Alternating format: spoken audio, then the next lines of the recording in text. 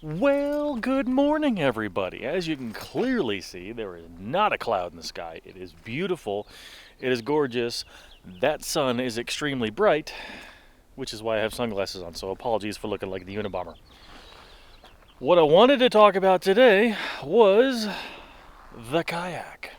The Bonafide SS127 that I have had for about 2 years now, and I absolutely love this thing. Is it all perfect? No. Is a lot of it great? Absolutely.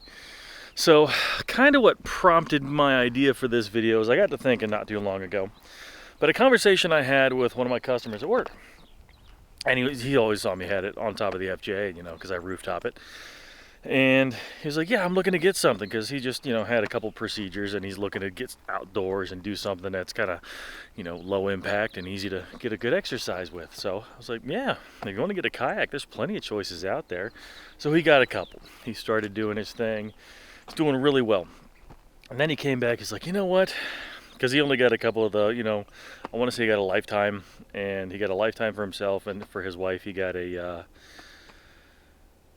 I want to say it was a Ascend 10T. It was just two simple, lightweight kayaks. They just throw it on top of their van and they go wherever they go. But he's like, yeah, I really want to get back into fishing now that I'm comfortable in the kayak and things like that. And he was like, what do you have? And I told him, I have a Bonafide SS127. And he's like, yeah, I was hearing a lot about the Bonafides, and but there's other ones that are out there. I mean, is yours any good still? I was like, it's a very good question. So, that's the question I kind of want to give you guys information on and help you answer for yourselves, because every kayak that's out there is different. There's pros, there's cons. Any number of things can make a kayak the perfect kayak for you. Now, there are a lot of things that the newer kayaks have that the SS127 does not have. But in terms of, is it still relevant? Is it still good? That's the question that I want to help to answer for you guys today. But before we really get into that, I want to say, hey there, how's it going? My name's Adam, this is Go To Outdoors, and I am happy to have you back here with me for another one.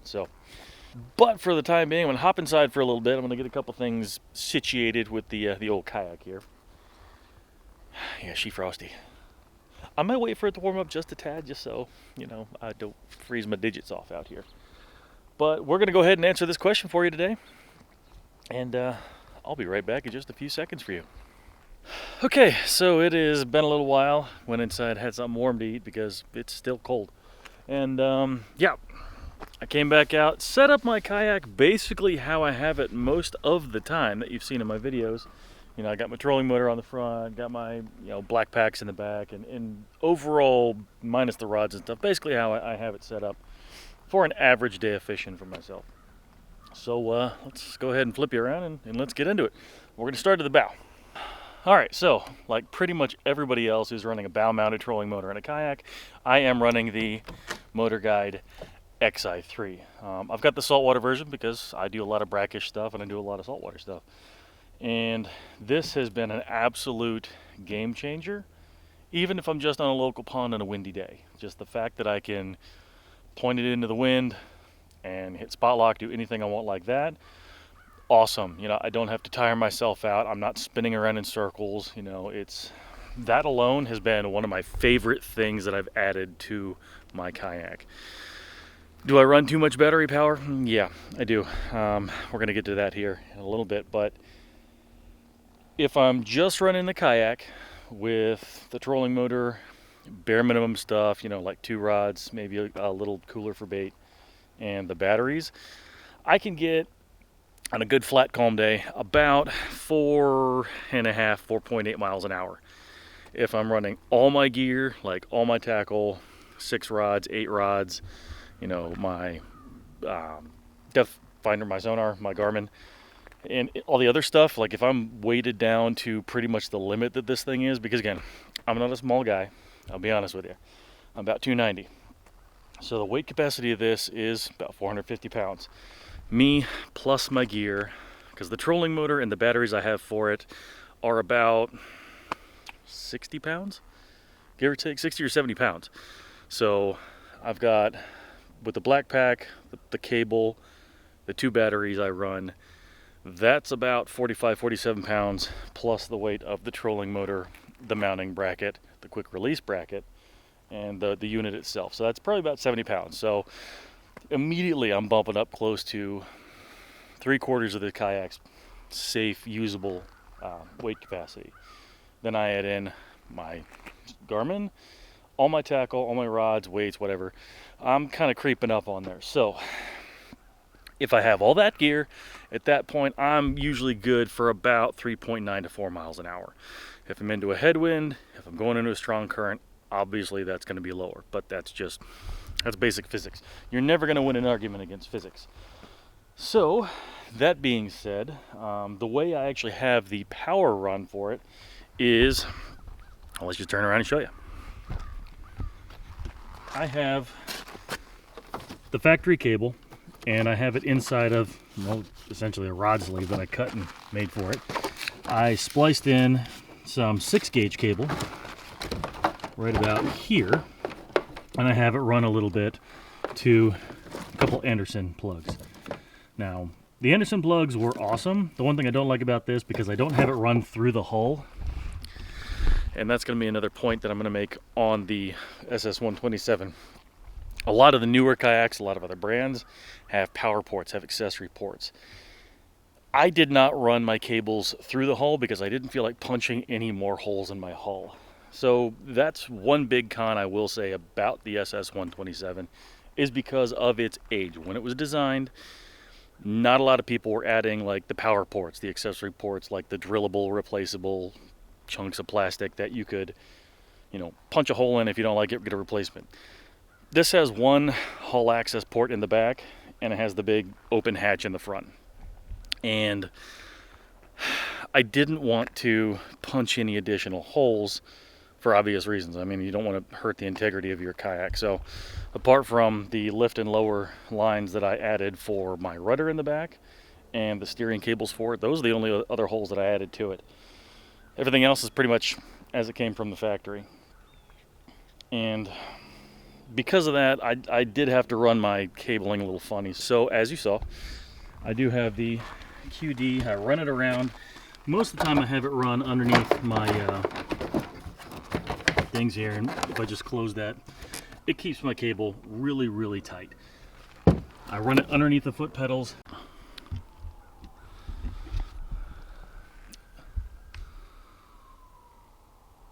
So when I'm running my Garmin, when I'm running my trolling motor, I don't really use my foot pedals. If I'm running my foot pedals, I usually don't have the trolling motor on. I know I could theoretically run both, but unfortunately the way I have my Garmin mounted, because of where the Garmin is, you can see I don't have really any movement, based on the cell block where I have it mounted. So that kind of, that's unfortunate. But the foot pedals are where they are. So I run the cable underneath the foot pedals there.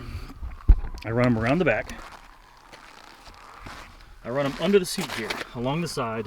And the seat kind of keeps them held in place so they're not going to pop up, which is kind of good. So I run it under the seat, underneath my big black pack, around the side to where I open it and it gets into here. I do run the 60 amp breaker. Do we hear the beep? Yep, the beep's on.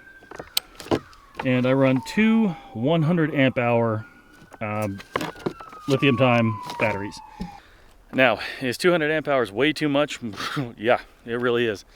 I can run at full power for almost 3 hours on just these two batteries. If I just want to go out somewhere, make a quick run, putt around for a while, spot lock, do some catfishing, I can go out for 3 days, 4 days in a row and not have to worry about charging any batteries.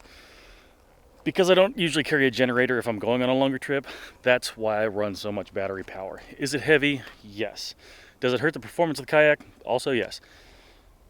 But I'd rather have the available power and not need it than need it and not have it.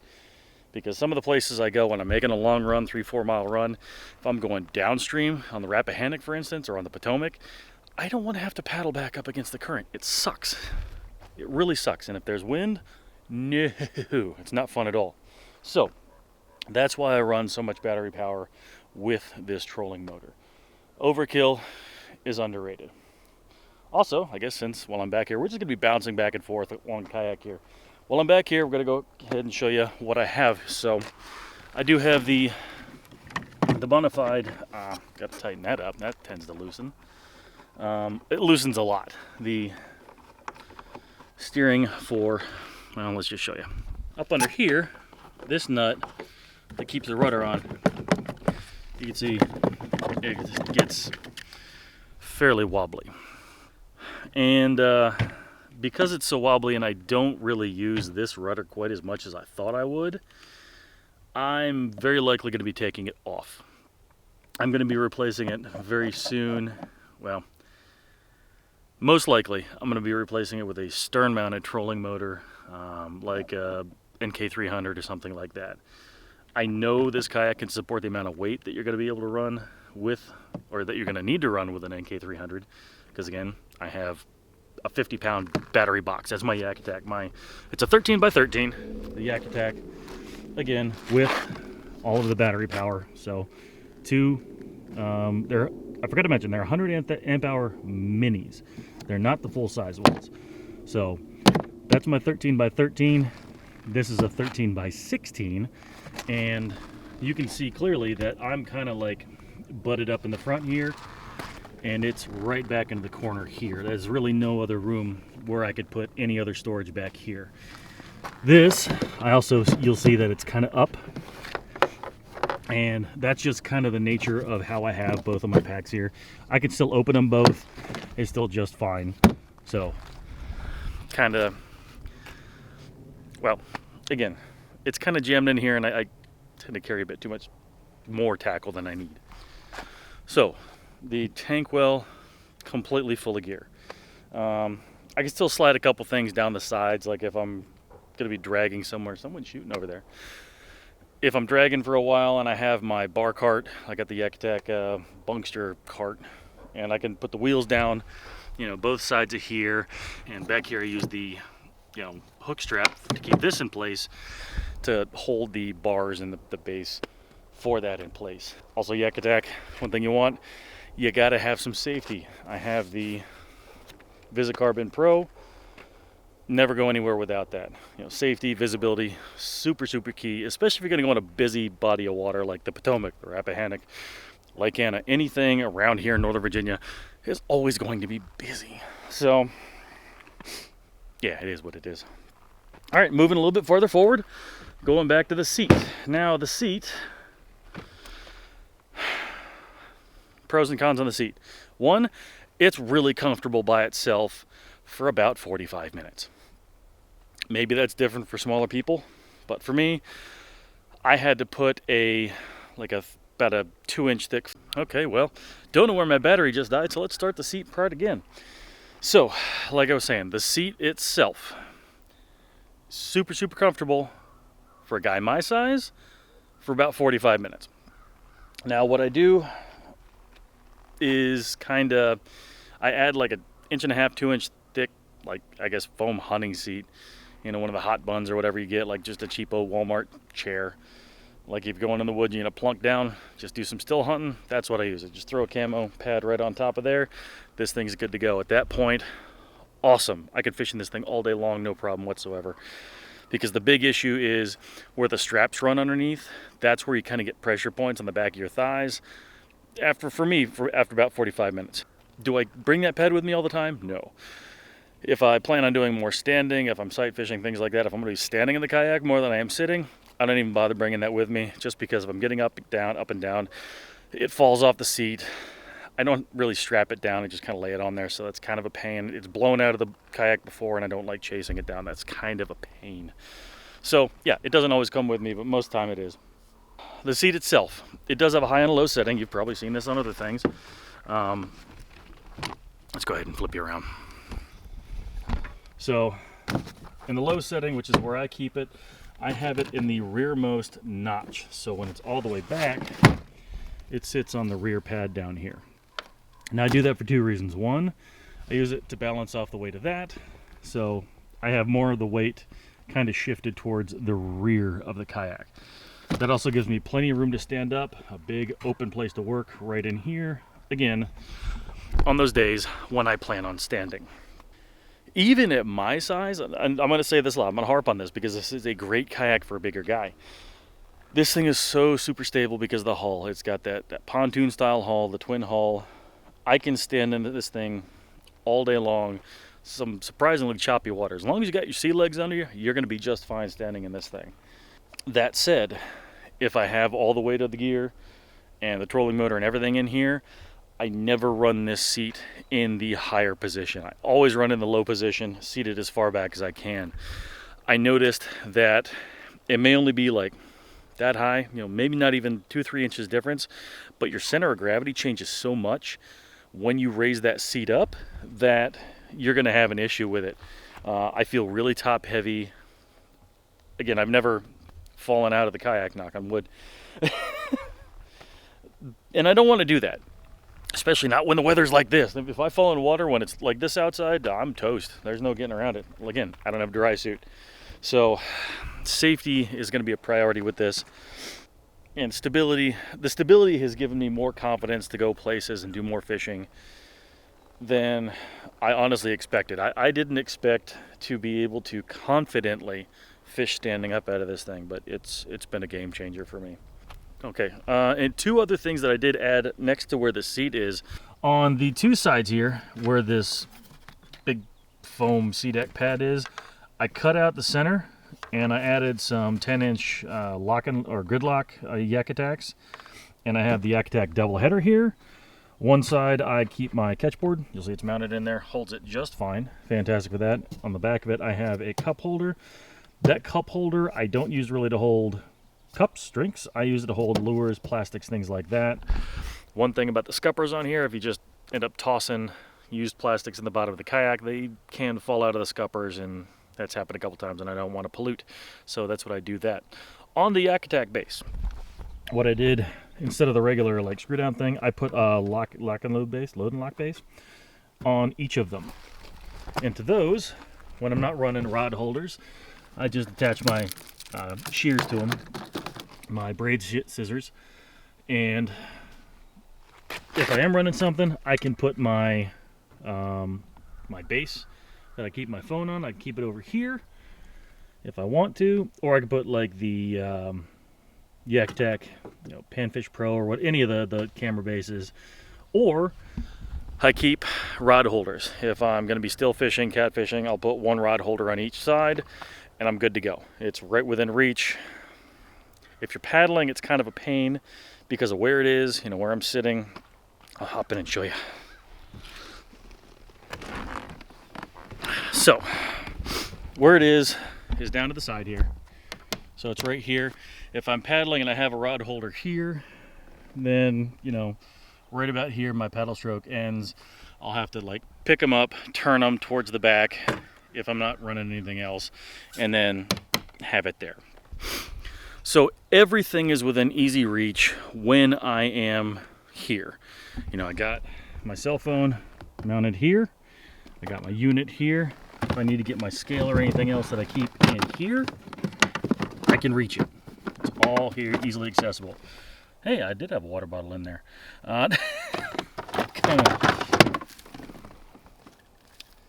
Oops. Anyway, so yeah, I keep my scale, a couple extra baits, my lip grips on a float. That's what I keep inside of here for now. Now, on the unit itself, because of how I have it mounted, I have it on the cell block. I have the arm, the switchblade arm down the side. I don't like that. So I've used that in that configuration for about a year and a half now. I'm not a fan. Again, it came back to me not wanting to punch any additional holes in my kayak. But what I did do was just I think I put too much weight on the cell block. It's not designed for that. Those two small tracks that are on the front of the SS127, I feel like I'm kind of overworking them because it does flex a lot. It's also because I have it's a Garmin 106 SV. It's a big unit. It's a 10-inch unit. and I have it mounted off the side of the kayak, which does affect the balance issues of the kayak. And then I have the switchblade mount going into the water. I have a little 20 amp hour Aqua battery inside of the cell block, which is great. Gets me about 4 to 5 hours of juice on this big of a unit if I'm just using it by itself. Hello, birds. But I don't really like that. I already ordered another dry pod for the center of this thing, and for the most part I'm going to be just using a smaller unit. I'm probably going to put like a Garmin Striker 4, use that same battery on the tiny unit, run that bad boy all day long, because I don't run a lot of side scan. And the only reason I have this unit and my 93 SV, which is actually what I'm going to be using to replace this, I'm going to put this unit on another boat. And the 93 SV is going to be mounted farther up, and I'm just going to be using that for my live scoping. That's just a change that I think really needs to be made, because if I keep it like that, the Garmin sways a lot, and I just don't want to fatigue the plastic too much. I don't want to have a failure point just because of how I have my sonar mounted. The switchblade itself, it's okay. It's not great. I've had issues with it if I'm running the full speed with a trolling motor. Even if I'm paddling too quickly, the arm likes to push back, and then I have to use my paddle to push it back down to the right position. I feel like if I tighten the clamp that keeps it on there any farther, I'm going to strip those threads, and I don't want to do that. So a switchblade, I think, because of the resistance of the GT54 transducer that came with my 106 SV, that whole unit, well, it's gotten me by for a while. That's going to change. I'm going to have a different setup this year for my sonars, and you're going to see that in an upcoming video. On the flip side of that, the camera mount that I have my phone on right now, the little the Panfish Pro, I did get an extension arm, an 8-inch extension arm, just to get this a little bit closer to me. Now, this does everything I need to do. If I'm just going to be, heck, if I'm just watching YouTube while I'm out on the water, if I'm going ahead and I'm just taking a selfie, this thing's great. Just set it to a timer, say cheese, and boom, you got yourself your fish photo. So that is the main issue that I have with the setup that I currently have. With the trolling motor, let's go back and look front again. So the trolling motor, this is my pull cord that I use to activate the lever. It's kind of janky right now. I have it in the wrong position. Too much stuff gets braided in here. So again, I didn't punch any additional holes. I ran these through the straps that came on the front, and I just pull it. You hear it lash. Bada bing, bada boom. I just use my paddle at that point, pop it out of the other yak attack that I have here, and push my trolling motor forward using my drop cable that I have on the other side. So I have two cables running up to my trolling motor. And then I lower it down quietly. It doesn't pop, doesn't do anything else. So that kind of saves me a lot of the hassle with deployment of my trolling motor. So again, I didn't drill any additional holes into my kayak for the trolling motor. And I will show you how I did that. So I have my pull cable just mounted onto the I guess the neck sleeve that kind of lowers the height. I don't lower it all the way down, just to give me about another 6 inches of clearance on the front. So that's my lift cable that I have there. My pull cable that I use to hit the lever here is just run through these eyelets. These eyelets that came out of the factory. I haven't had any problem whatsoever with that just yet. I used another one of these eyes that came with another kit, and this is the actual Bonafide mount for the trolling motor. Most stable. I like the fact that it drills in here. Those are two additional holes I did have to drill for this, but there's also a backing plate that comes up underneath here, adds a lot of resistance, and it pretty much prevents any time. It prevents stripping threads, and if you manage to pull that, probably inch-long piece of metal through all of this, you've got a bigger problem on your hands. I have hit this thing on a tree at full speed before, a log under the water, so hard that the front of this mount, up under here, pulled out. Like this whole thing flexed out. I flexed the front of my kayak, and I thought I was going to go out of the water, or into the water. I didn't, but this thing is surprisingly robust. All I had to do is I drilled 3 more holes in the mounting kit under here. I used larger diameter, thicker threads, longer threads on the screws. I reinforced that. That thing's been an absolute bomb-proof unit since then.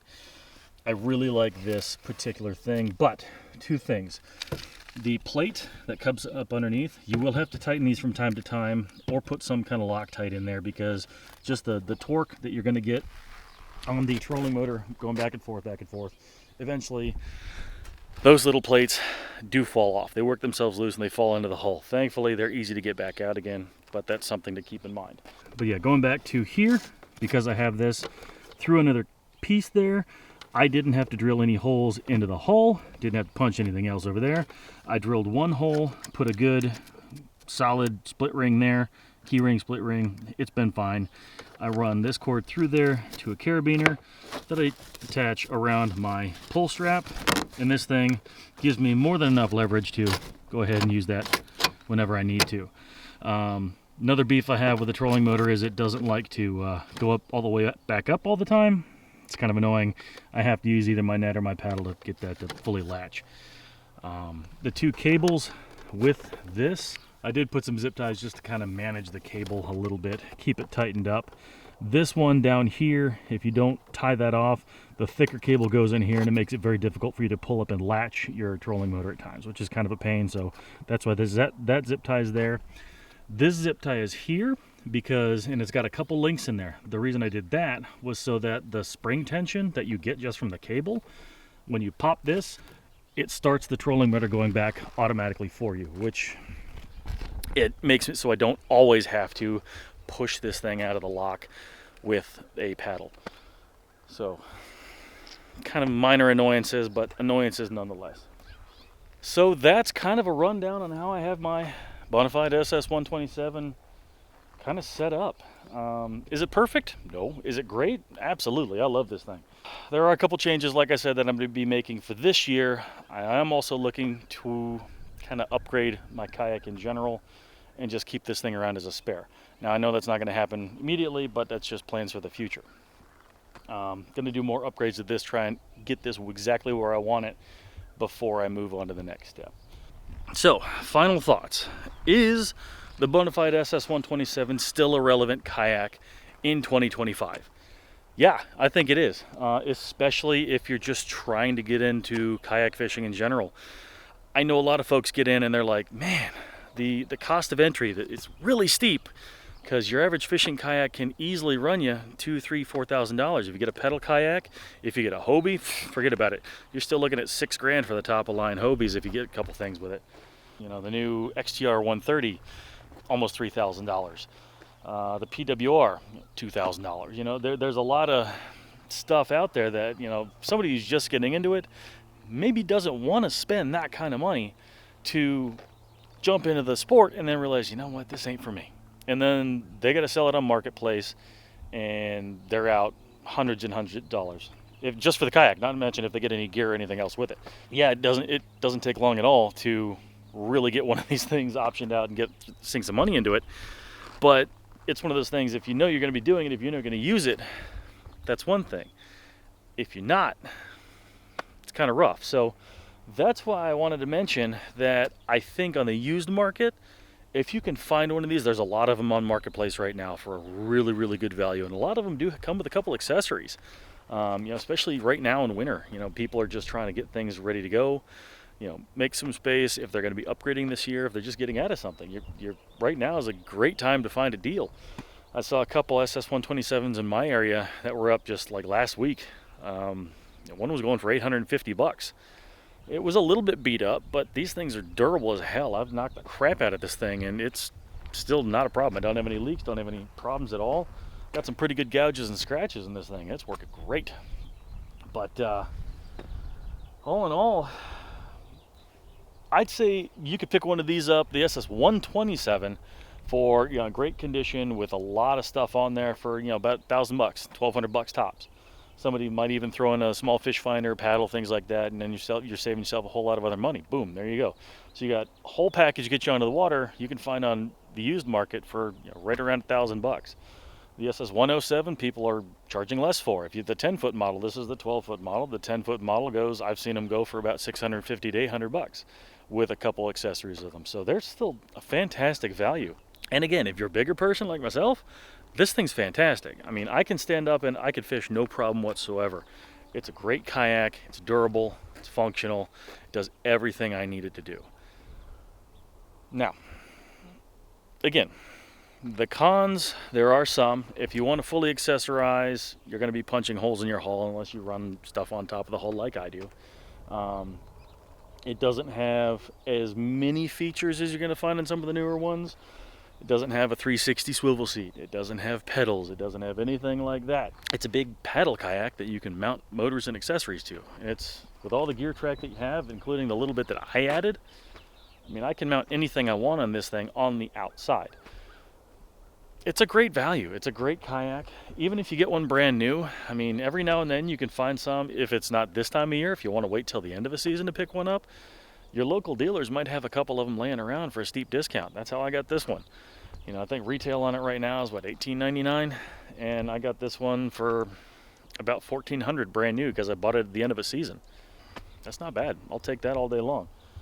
And I've definitely gotten my money's worth out of this thing. Like I said, there's going to be things I'm going to be changing, adding, working around, but all in all, I say this is still a fantastic kayak. It's still relevant in 2025, and if you find a great deal on one, go for it, because you're not going to be disappointed.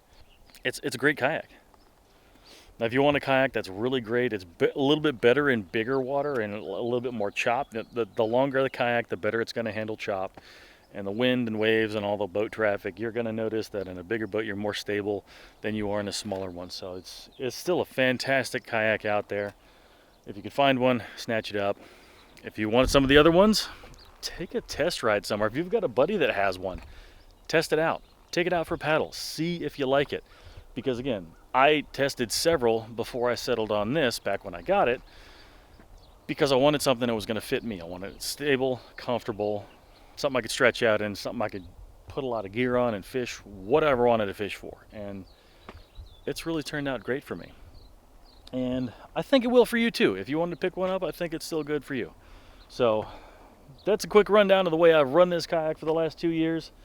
And again, I'm going to be changing a few things up this year, but that's going to be coming in the future when it gets a little bit warmer, because I'm really cold right now. It's time to go inside. And that's about all I got for you today. So, like I always say, thanks again for watching. Make sure you find a reason to smile today, and I'll catch you in the next one.